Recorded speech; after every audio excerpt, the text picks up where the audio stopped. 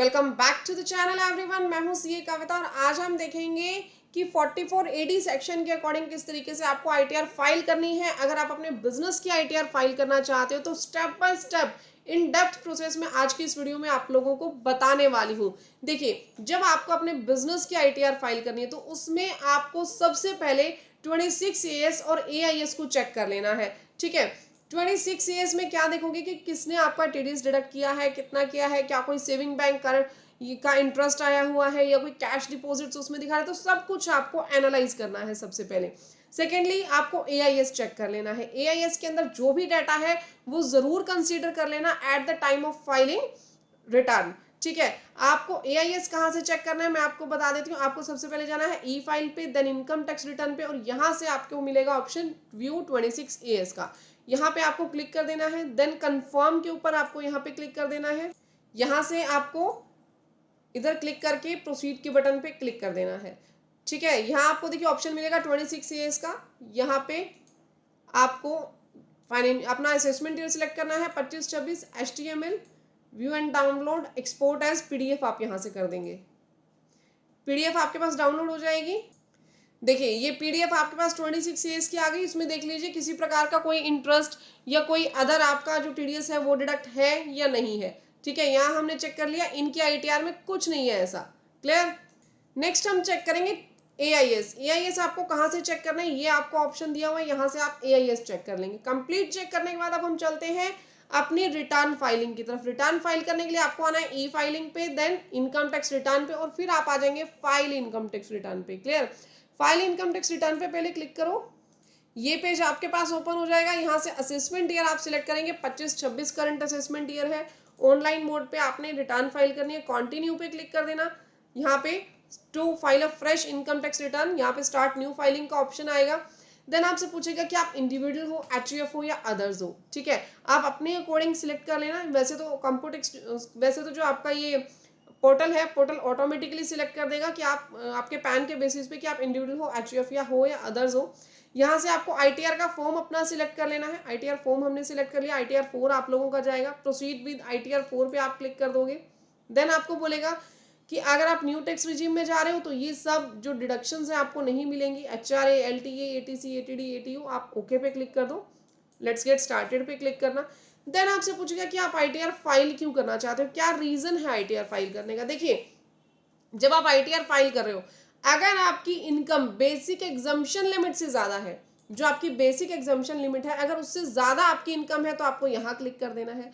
अगर 139(1) के 7th proviso के अकॉर्डिंग आप आईटीआर फाइल कर रहे हो, 7th प्रोवाइजो में क्या क्या आता है, अगर 1 करोड़ से ज्यादा कैश डिपॉजिट हुआ करंट अकाउंट में, या फिर 2 लाख से ज्यादा आपने फॉरेन ट्रैवलिंग के अंदर खर्च कर दिए, या 1 लाख से ज्यादा आपने इलेक्ट्रिसिटी का जो बिल है वो पे किया, इलेक्ट्रिसिटी कंज्यूम कर ली 1 लाख से ज्यादा, या फॉरेन में कोई भी आपका बैंक अकाउंट है, आप उसके ऑथोराइज्ड पर्सन हो, या कोई प्रॉपर्टी है आपकी, तो उसमें आपने ये वाला ऑप्शन सिलेक्ट करना है। इनमें से कोई भी ऑप्शन आपका सेटिस्फाइड नहीं होता तो आपको अदर्स पे क्लिक कर देना है। और कौन सा ऑप्शन है जो इसके अंदर नहीं आता, जैसे आपकी इनकम ही 2 लाख है, बेसिक एग्जाम्पशन लिमिट के भी नीचे इनकम है, तो आपने अदर्स करना है। कई बार लोग डायरेक्टली अदर्स करके फाइल कर देते हैं, फिर उस वजह से डिफेक्टिव रिटर्न के नोटिस आ जाते हैं, तो ऐसा नहीं करना। यहाँ पे हमने फर्स्ट ऑप्शन सिलेक्ट कर लिया, देन हम कंटिन्यू के बटन पे क्लिक कर देंगे। राइट, यहाँ आपने ओके कर देना ताकि प्री फिल्ड इन्फॉर्मेशन आप लोगों की आ जाए। उसके बाद आपको प्रोवाइड करेगा ये सबसे पहले पर्सनल इन्फॉर्मेशन। आपको पर्सनल इन्फॉर्मेशन वाले टैब पे क्लिक करना है। यहाँ पे आपको देगा सेक्शन के किस सेक्शन में आप रिटर्न फाइल करना चाहते हो। अपनी पर्सनल इन्फॉर्मेशन आप चेक कर लेना, आपका आधार, आपका पैन, आपका जो एड्रेस है, मोबाइल नंबर है, मेल आईडी है, वो ऊपर आ जाएगा। सबसे पहले उसे चेक करना, फिर अपना सेक्शन डालना। सबसे पहले तो अगर आप फर्स्ट टाइम अभी रिटर्न फाइल कर रहे हो इस असेसमेंट ईयर की, तो आपका 139(1) सिलेक्ट होगा। अगर आपने रिटर्न को रिवाइज किया है तो 139(5) आएगा। 139(4) अभी एप्लीकेबल नहीं है, वो कब होगा, जब लेट फीस के साथ बिलेटेड रिटर्न आप फाइल करते हो। ठीक है, अब यहाँ पे आपसे पूछ रहे कि आप कौन सा ऑप्शन लेना चाहते हो। क्या आप अभी जो न्यू टैक्स रिजीम है, अभी हमारे देखिए, अगर आप कुछ चूज नहीं करते, फिलहाल आपका कौन सा रिजीम चल रहा है, आपके पास न्यू टैक्स रिजीम चल रहा है, तो आपसे पूछ रहे कि क्या आप न्यू टैक्स रिजीम लेना चाहते हो, क्या आप ओल्ड टैक्स रिजीम लेना चाहते हो, कौन सी टैक्स रिजीम आप लेना चाहते हो यहाँ पे। अब अगर आपको न्यू टैक्स रिजीम ही लेना है तो यहाँ नो पे क्लिक कर दीजिएगा। अगर आप ऑप्ट आउट करना चाहते हो न्यू टैक्स रिजीम को तो यहाँ येस पे क्लिक कर दीजिएगा। ठीक है, यहाँ हम न्यू टैक्स रिजीम लेकर के चलेंगे। अब आपको क्या करना है, अब आपको यहाँ बैंक डिटेल्स अपनी देनी है, ठीक है। बैंक डिटेल्स ऑलरेडी जो आपका पिछले साल का बैंक था वो यहाँ रिफ्लेक्ट हो जाएगा, बट अदर देन दैट अगर आप कोई अदर बैंक दिखाना चाहो या फर्स्ट टाइम कोई बैंक डाल रहे हो तो यहाँ ऐड अनदर करके यहाँ पे आपको बैंक डिटेल्स अपनी डाल देनी है। देन कंफर्म के बटन पे आप क्लिक कर देंगे। जैसे ही आप कंफर्म करेंगे पेज आपके पास ओपन आ जाएगा। यहाँ से आपने ग्रोस टोटल इनकम पे क्लिक करना है, ओके पे क्लिक करेंगे। देन आपको यहाँ दिखेगी income from business and profession, आपको यहाँ एडिट के बटन पे क्लिक कर देना है। अब यहाँ पे आपसे पूछेगा कि आपको सेक्शन 44 एडी के अकॉर्डिंग इनकम डालनी है, एडीए के अकॉर्डिंग डालनी है या एई के अकॉर्डिंग डालनी है। सबसे पहले यहाँ पे हम एडी को सिलेक्ट करेंगे क्योंकि एडी के अकॉर्डिंग हम इनकम डालने वाले हैं। तो यहाँ पे शो डिटेल्स पे आपने क्लिक कर देना है।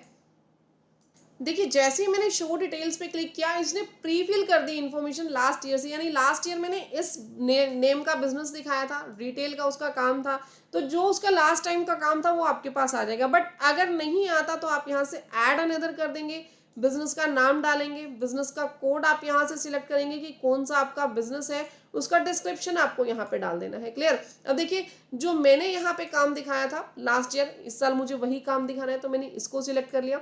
इसको सिलेक्ट करने के बाद आपने इसकी रिसिप्ट यहाँ पे दिखानी है कि इसकी रिसिप्ट कैश में कितनी हुई, ठीक है। इसकी रिसिप्ट बैंक या इलेक्ट्रॉनिक मोड से कितनी हुई, जितनी इलेक्ट्रॉनिक मोड से इसकी आप रिसिप्ट दिखाओगे उसका 6% प्रॉफिट आएगा, जितना कैश की रिसिप्ट होगी उसका 8% का प्रॉफिट आएगा। क्लियर। लेकिन इसमें आपने कुछ एक चीजों का ध्यान रखना है। क्या ध्यान रखना है, देखिए मैं आपको बैलेंस शीट पे लेकर के जाती हूँ। यहाँ से देखिए मैं आपको ले आई हूँ एक्सेल शीट पे। इस तरीके से आपको एक बैलेंस शीट जो है वो बना लेनी है। बैलेंस शीट का फॉर्मेट चाहिए तो मैं आप लोगों को व्हाट्सएप के ग्रुप पे जो है वो शेयर कर दूंगी और आप व्हाट्सएप ग्रुप ज्वाइन कर लीजिएगा। नीचे मैंने लिंक दिया हुआ है डिस्क्रिप्शन बॉक्स में। यहाँ पे आप ध्यान से देखो, यहाँ मैंने ऑटोमेटिकली सब फॉर्मूले लगाए हुए हैं। जैसे ऑटोमेटिकली ये आपके पास ग्रॉस प्रॉफिट निकल के आ रहा है, ये आपके पास यहाँ पे जो टोटल है टोटल आ रहा है आप लोगों के पास। ये जितने भी मैंने कलरफुल किए हुए हैं ये कलरफुल जो आपके पास यहाँ पे टैब्स हैं वो सब ऑलरेडी इनके ऊपर फॉर्मूला मैंने लगाया हुआ है, ठीक है। अब जैसे प्रॉफिट है, प्रॉफिट आपके पास यहाँ से लिंक है, ठीक है। अब मेरी बात ध्यान से सुनो, यहाँ पे आपको करना क्या है। यहाँ पे सबसे पहले तो आपने ओपनिंग स्टॉक लेना है, जो पिछले साल की बैलेंस शीट में था वो ओपनिंग स्टॉक ले लेना यहाँ पे। क्लियर। अपनी सेल को जीएसटी से मैच कर लेना। ये जहां मैंने 48 लाख की सेल दिखाई है, ये सेल आपकी जीएसटी की सेल से हूबहू मैच होनी चाहिए। जीएसटी और इनकम टैक्स की सेल अलग मत दिखाइएगा। क्लियर। जो यहाँ पे खर्चे हैं, खर्चे अगर उनके ऊपर जीएसटी है तो इनको आप मैच कर लीजिएगा कि कंप्लीटली जो खर्चा जीएसटी के अंदर जिसकी हमने इनपुट ले रखी है वो सभी खर्चे आपने यहाँ दिखाए या नहीं दिखाए। परचेज जो है इसको 2A से मैच कर लेना। ये सब डाटा आपने ध्यान रखना है। ओपनिंग कैपिटल आप मैच कर लेना।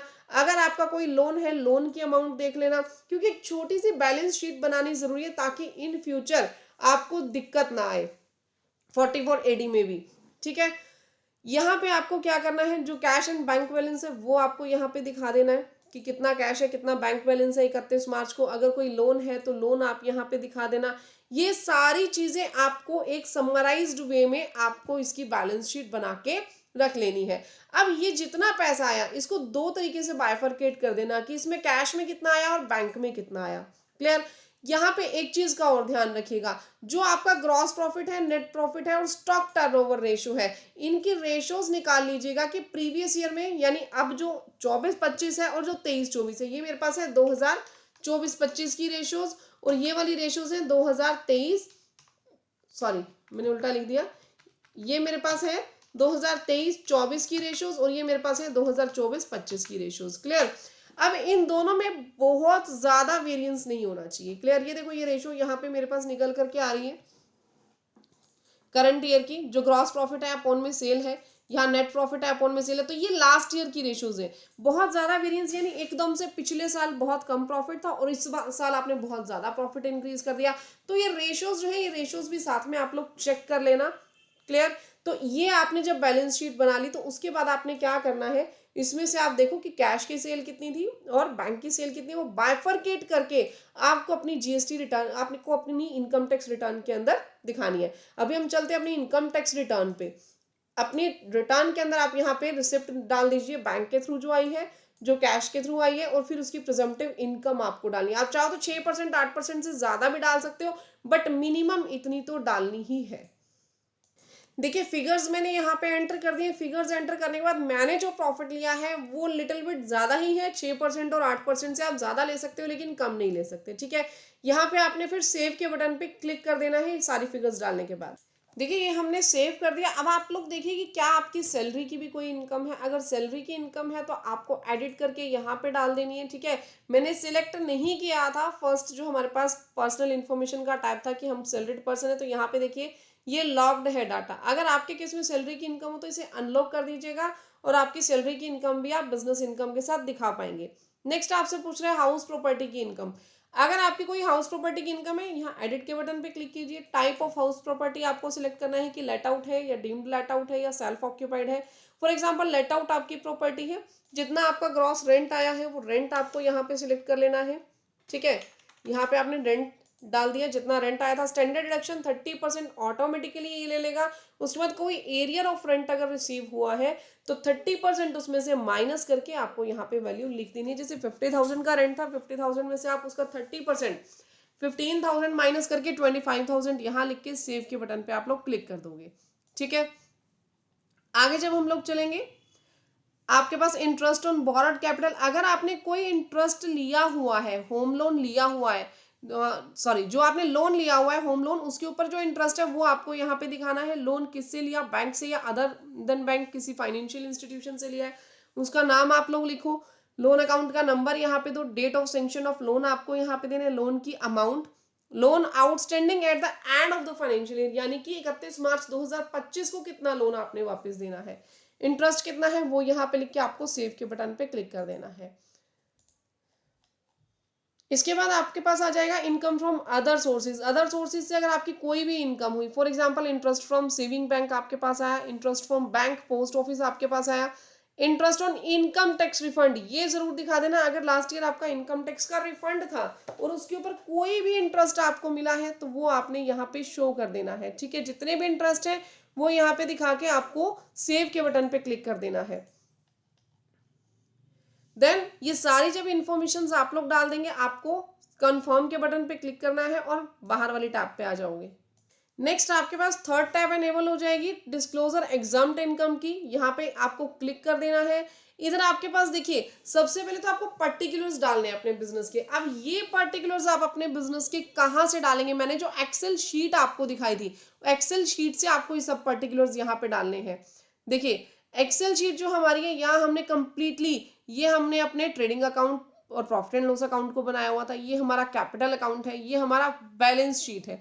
तो यहाँ से जो फिगर्स हैं ये फिगर्स आपने कहाँ पे डालनी है, ये फिगर्स आपने अपने यहाँ पे डिस्क्लोजर के अंदर दिखानी है। कैसे दिखाएंगे, यहाँ एडिट के बटन पे क्लिक करो, पार्टनर की कैपिटल यहाँ पे दिखाओ, जो भी आपका प्रोपराइटर है उसकी कैपिटल, सिक्योर्ड लोन है तो वो दिखाएं, अनसिक्योर्ड लोन, एडवांसेस। तो ये जितनी भी फिगर्स हैं, मैं तो देखो आपको यही रिकमेंड करूंगी कि कंप्लीटली आप अपना जो बैलेंस शीट है वो बना करके रखें।